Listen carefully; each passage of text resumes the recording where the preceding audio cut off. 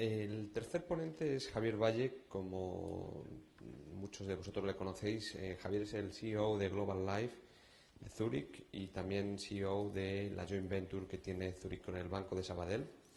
Es miembro del Zurich Insurance Group Leadership Team y antes de su posición actual, él fue el CFO de Zurich Spain y en General Insurance and Global Life. Javier se incorporó a Zurich en el año 97, procedente de Asset Management EDM, y antes había trabajado en KPMG y en Credit Lyonnais. Él estudió su carrera y su MBA en ESADE y también ha estudiado en la Escuela de Altos Estudios Comerciales de París. Muchísimas gracias, Javier, y tienes la palabra.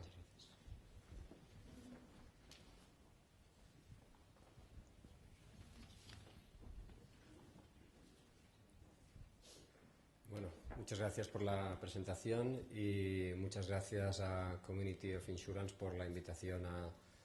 compartir unos minutos con todos ustedes,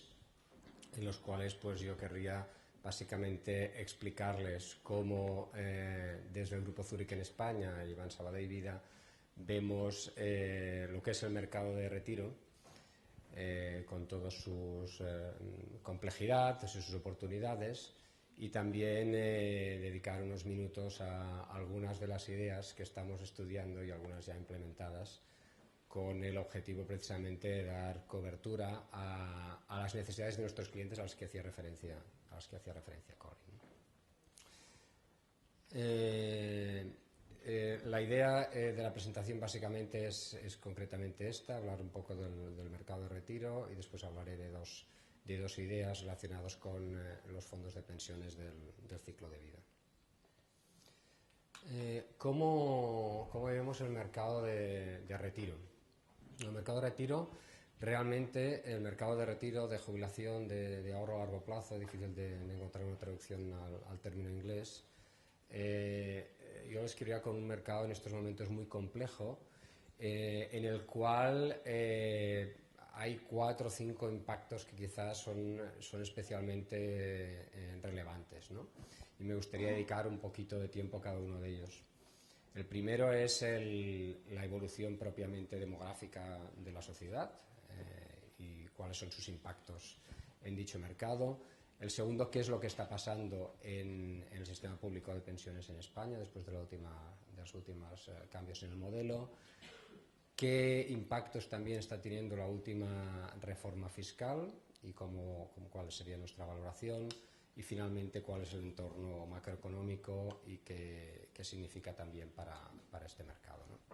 Sobre los cambios demográficos, la primera reflexión es la evolución de la pirámide, ¿no? La pirámide demográfica que estamos viendo actualmente. Cuando la comparamos con cualquier previsión futura dada por organismos internacionales, la realidad es que más que pasar a ser una pirámide pasa a ser una columna, ¿no? Y esto básicamente se produce por dos elementos fundamentales. El primero es por la propia evolución de la esperanza de vida. Sin ir más lejos, estábamos haciendo un cálculo el otro día. Las 9 horas que muchos de ustedes van a pasar en esta sesión va a suponer un incremento de su esperanza de vida de 2 horas, con lo cual pueden estar muy contentos. Todo esto son muy buenas noticias, pero supone realmente un cambio en el medio y largo plazo muy, muy importante para este mercado, ¿no? La tasa de natalidad también es un input muy importante. En España estamos viendo una reducción de la tasa de natalidad que también tiene un impacto clave, Si vamos a 14 años antes, había aproximadamente 10 nacimientos por cada 1000 habitantes. En estos momentos ya estamos cerca a 9. Por tanto, realmente la situación a nivel de las relaciones de las generaciones que estamos viendo, sobre todo en cuanto a proyección a futuro, es muy diferente de la situación actual, ¿no? No solo es un tema de esperanza de vida o de natalidad, sino que además también lo que estamos viendo es un cambio muy sustancial en los hábitos de vida, Aquí he puesto un gráfico que corresponde concretamente a la población del Reino Unido y compara a qué dedicaba su tiempo en el 1950 y a qué dedica su tiempo ahora en el 2004. Y es especialmente relevante cuando comparamos sobre todo el tiempo dedicado a la vida laboral en relación al tiempo de jubilación o de retiro. En el año 50, al que hacía referencia, estábamos hablando de 4,9 veces, es decir, dedicaba 4,9 veces de tiempo a producir y a ahorrar para después consumir en el momento de retiro. Esto está cambiando, cada vez la gente estudia más y cada vez, pues en términos relativos, la gente se jubila antes o tiene más tiempo de retiro, y esto implica que realmente el tiempo que dedicamos ya hoy en día a lo que es la producción y la generación del ahorro en términos relativos ya es muy inferior a la que era antes, lo cual también pues, es una dinámica nueva con la cual tenemos que convivir, ¿no? En el fondo, el resultado de estas dos tendencias lo que está produciendo de forma muy generalizada en los sistemas de reparto, pero es muy específicamente en el caso español, en el cual se da aún de forma mucho más acusada, es que las tasas de dependencia pues están incrementándose. Es decir, si miramos las tasas de dependencia, que es la relación entre las personas que estaban trabajando, contribuyendo a la financiación de las prestaciones en los años 70, estamos hablando de aproximadamente 4 personas. En estos momentos ya estamos cercanos a los 2 y pico, y las proyecciones indican que pues, vamos a acabar en el 2050 con una persona, con lo cual eso no hace falta ser muy actuario para intuir que los sistemas de reparto, desde un punto de vista de la tipología y la cantidad de las prestaciones, pues van a tener que sufrir cambios si quieren ser sostenibles, ¿no? El segundo impacto tiene que ver con el mundo del estado de bienestar y más concretamente lo que son las reformas del sistema público de pensiones. Aquí también he incorporado un gráfico que yo creo que pues, marca un poco un cambio, ¿no? en las perspectivas de lo que ha pasado en los últimos años, la famosa hucha de las pensiones, el famoso fondo de reserva, pues que, en el que tuvimos unas ciertas contribuciones extraordinarias con el fin de reforzar el modelo en los primeros años del 2000. Lo que se ha visto es que por las propias características del modelo y sin duda alguna acelerado por el contexto de crisis económica tan radical que hemos vivido en los últimos años, el marco de contribuciones periódicas no solo ha dejado de existir, sino que además llevamos 4 o 5 años con detracciones de dicho fondo de reserva, hasta tal punto pues, que de los 60 y pico mil millones que teníamos en el año aproximadamente 2011 disponible, pues estamos en estos momentos prácticamente a la mitad, porque se han tenido que ir pues sacando importes para financiar precisamente las prestaciones, ¿no? Fue precisamente en el 2012, y de hecho la ley entró en vigor en 2013, cuando después de las primeras disposiciones de dicho fondo de reservas, pues, bueno, los actores sociales y la administración se dio cuenta que una nueva reforma era necesaria. Es una más de las 5 que había en los últimos 20 años, con lo cual no es una cosa nueva, pero quizás sí es un poco más avanzada que las anteriores, porque contempla 2 grandes ámbitos, ¿no? El ámbito de la reforma puramente paramétrica, que tiene que ver con los inputs que se incorporan en el sistema, ¿no? Y que tiene que ver pues, con el hecho de tener una edad de jubilación más alta, el de tener un mínimo de años de cotización más alto, el utilizar un número de años más alto para el cálculo de la prestación, pero también tiene una serie de parámetros de corrección o de ajuste al propio sistema, ¿no? Y quizás es un poco más novedoso de las reformas que habíamos visto en el pasado, destacando el ajuste denominado el factor de sostenibilidad, que de alguna forma vincula la evolución futura del sistema a la evolución también de la edad, de la esperanza de vida de los cotizantes, con lo cual lo que se pretende precisamente es intentar encontrar una cierta proporcionalidad entre derechos y obligaciones del sistema y ajustarlo de forma que podamos asegurarnos que es más sostenible, ¿no? Hay otro elemento también destacable que es el índice de revalorización, que también de alguna forma lo que pretende es ser un elemento que permita ajustar los ingresos y gastos del sistema. En el fondo, Cuando hacemos los cálculos de cómo se calcularían las prestaciones cuando se implementase todo este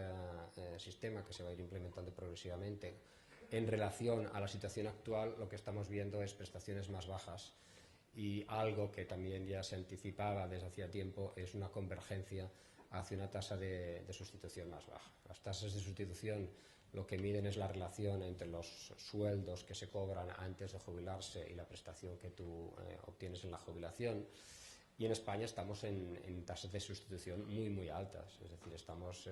por encima del 80%, cuando la media de la OCDE está en el 70%, y sobre todo si nos concentramos en países de alguna forma un poco más avanzados y que tienen un sistema, por otra parte, similar al nuestro, estamos hablando ya de tasas de sustitución muy cercanas al 60, sino inferiores al 60. Con lo cual, lo que estamos viendo es también un movimiento, para nosotros, claro, hacia unas tasas de sustitución inferiores a las que tenemos actualmente, ¿no? Después también ha habido últimamente algún otro elemento relevante, que ha sido la reforma fiscal que tuvo lugar a finales del 2014. La reforma fiscal para nosotros la valoramos de forma mixta, ¿eh? Es decir, si bien es cierto que tiene algunos elementos que parece que dan algo de vida al sistema de pensiones, como puede ser pues la liquidez a los 10 años, eso que puede tener algún interés, sobre todo para cubrir determinados segmentos de la sociedad, sobre todo los jóvenes, ¿no?, que de alguna forma pues son los que pueden poner más de manifiesto el hecho de que los fondos de pensiones pues no tengan la liquidez suficiente para soportar cargas familiares o de otra índole. También es cierto que de alguna forma desnaturaliza lo que es el concepto finalista de fondo de pensiones, que pretende pues constituir un ahorro para la jubilación, ¿no?, aparte de otras complejidades más operativas relacionadas a todo lo que es el mundo de los traspasos, etcétera. Por otra parte, como parte también integral de la reforma, pues se produce una rebaja de las comisiones. Esto, evidentemente, desde un punto de vista de clientes es muy positivo. Y,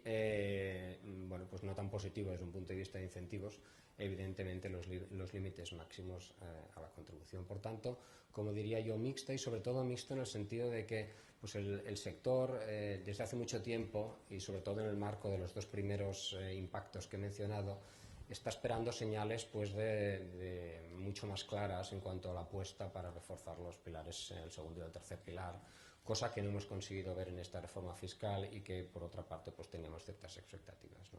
Vamos a tener que esperar un poquito más. Un tema muy relevante también en todo este contexto, y que también ayuda a explicar un poco el cóctel, ¿no?, y también muchos de los gráficos que hemos visto pues con Pilar, ¿no?, que es el entorno de tipos de interés. El entorno de tipo de interés es extremadamente relevante para lo que es el negocio de vida.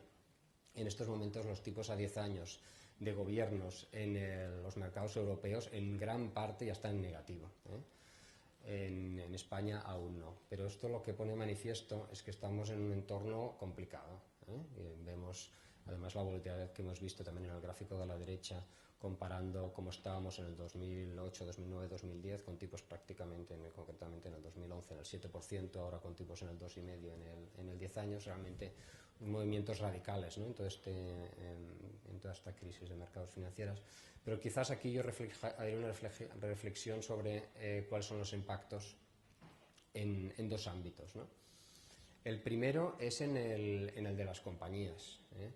Las compañías, la verdad es que bueno, pues todas aquellas compañías que tenían balances con unas exposiciones muy altas en tipos de interés garantizados, pues sobre todo en Europa están sufriendo muchísimo. Es decir, que esta es una situación en la cual, cuando las compañías no tenían balances macheados y ahora tienen que afrontar tipos de reinversión de estos niveles, se encuentran con problemas serios de capital y sobre todo de cómo enfocar su negocio de cara a futuro, ¿no? En España esto, por suerte, como también hemos visto anteriormente, es un tema muchísimo más controlado, gracias básicamente a que la legislación nos obligaba para este tipo de productos, tener una aproximación mucho más macheada de activos y pasivos, pero no deja de ser una situación en la cual, en la medida en que los márgenes se reducen, es mucho más difícil encontrar productos que te permitan conseguir los retornos sobre capital adecuado y sobre todo en el marco de Solvencia II en el cual cada vez más el concepto de capital económico pues es más importante a la hora de tomar decisiones de business mix y diseño de productos. Pero ese no es solo el único problema, sino que el más importante para mi forma de ver es que realmente los clientes, y nuestros clientes en España son clientes especialmente aversos al riesgo y muy proclives a pedir garantías o a entender pues, que van a tener un importe de vencimiento,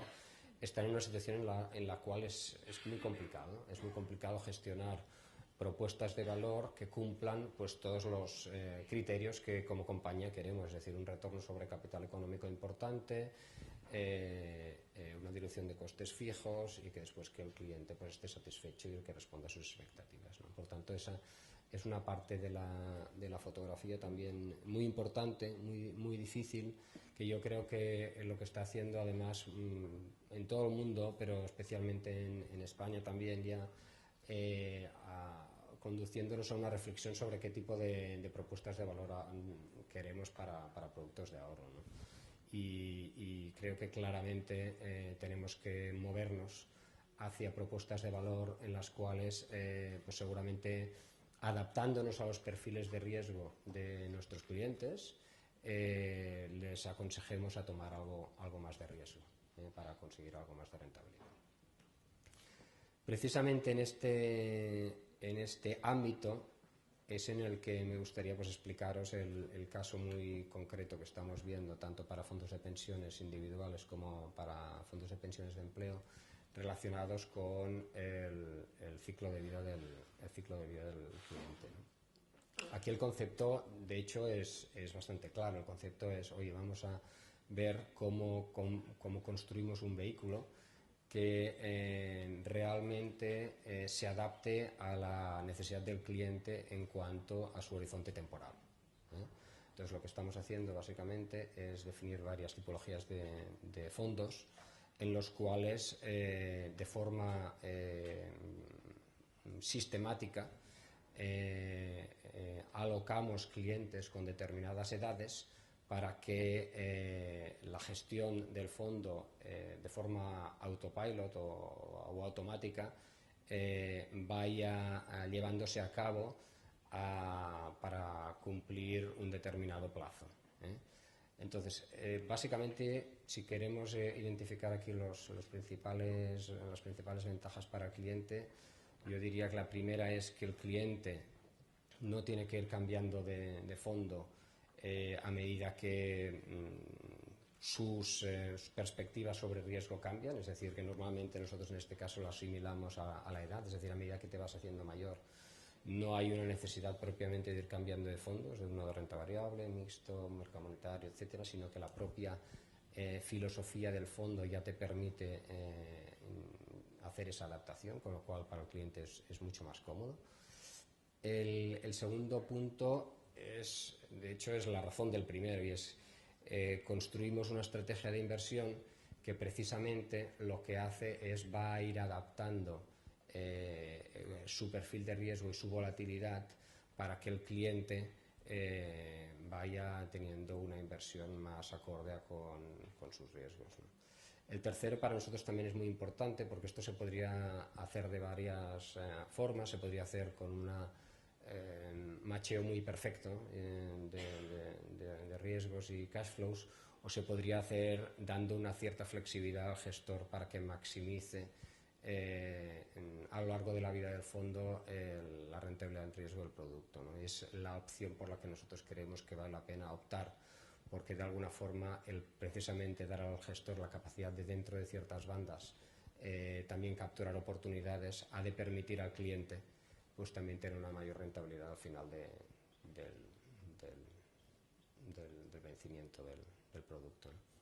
Y yo creo que por último aquí hay un tema muy importante y que está muy relacionado con el concepto que he intentado explicar antes de que el cliente español es muy averso al riesgo, y esta es una forma de que de una forma muy transparente y clara tú también le puedes explicar al cliente cuál es su expectativa de rentabilidad al final del periodo, que coincidirá pues, posiblemente con su jubilación, ya que precisamente el fondo está gestionado y se va a hacer una serie de compras en el mismo que permitan darte una información al respecto, ¿no? Es decir, que voy a poder poner 100 euros y voy a poder recibir 200 euros una fecha determinada, más la rentabilidad que yo pueda haber ido obteniendo gracias a la gestión de las inversiones, ¿no? Este es un vehículo en el cual nosotros creemos que puede tener mucho sentido. Aquí explico un poco lo mismo que he intentado explicar verbalmente, pero con un gráfico en el cual vemos pues, un inicio en el cual pues, depende de la edad de la persona, podría tener un 80% de renta variable y un 20% de renta fija, como a lo largo de la vida de la persona, y que coincidirá con la vida del fondo,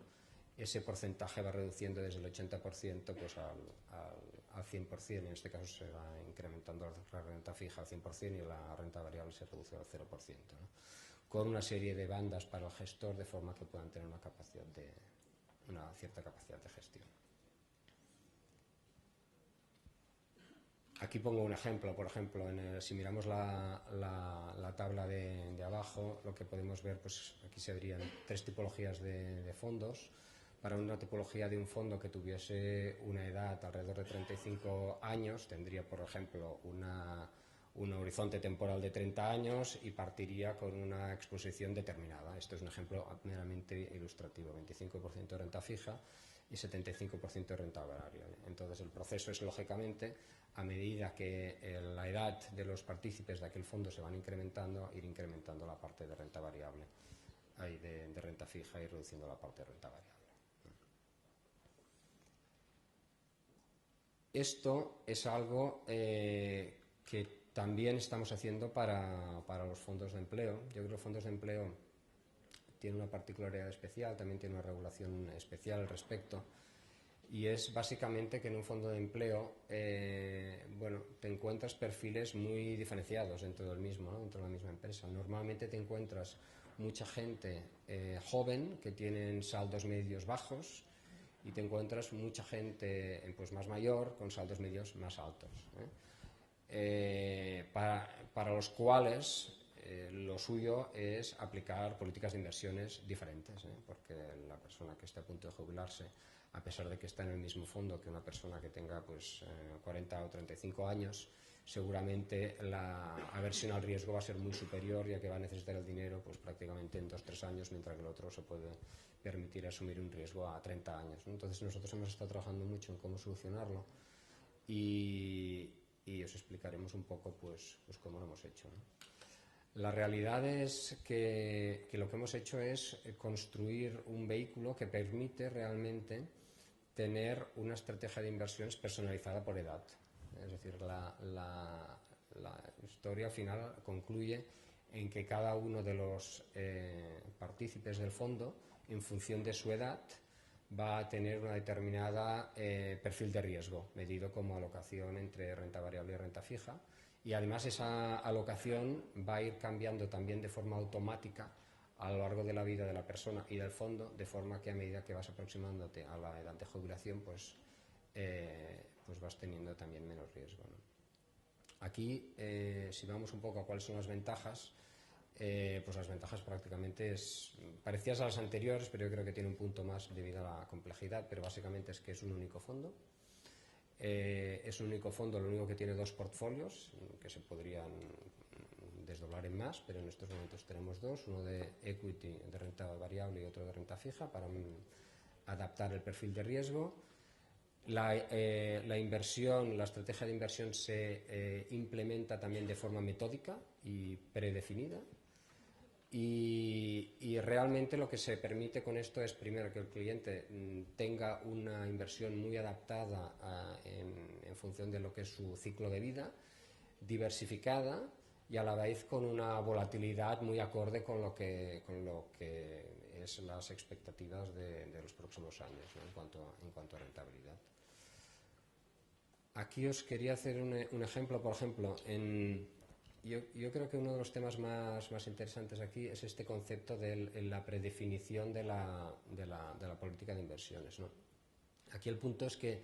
el comité o la comisión de control, en este caso, define para cada una de las edades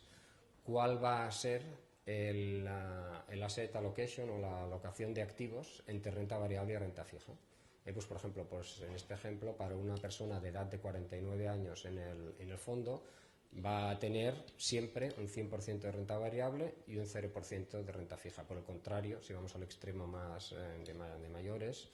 para una persona de 66 años va a tener un 0% de renta variable y un 100% de renta fija, ¿no? Y entre medio pues hay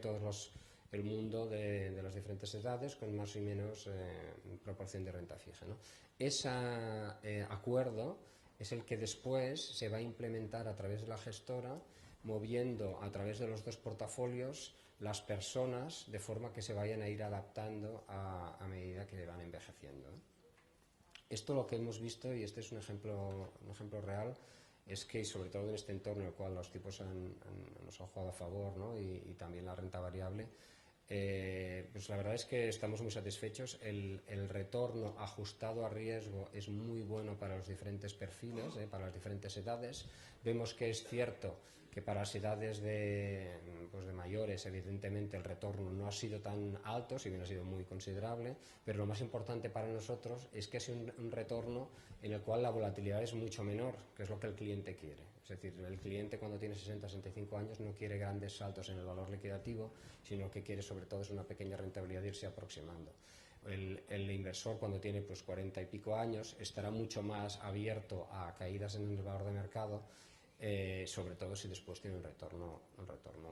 más elevado. Con lo cual yo creo que estos son dos buenos ejemplos del enfoque al que yo hacía referencia, ¿no? Que es intentar movernos más allá de lo que son los productos tradicionales de ahorro, en los cuales estamos dando garantías, pero que seguramente o las compañías no se lo pueden permitir o las garantías que vamos a dar a los clientes no van a ser suficientemente atractivas, yendo hacia productos en los cuales intentamos responder a las necesidades de los clientes, les ayudamos, les asesoramos y adicionalmente pues tiene una buena rentabilidad. Y con esto he acabado mi parte.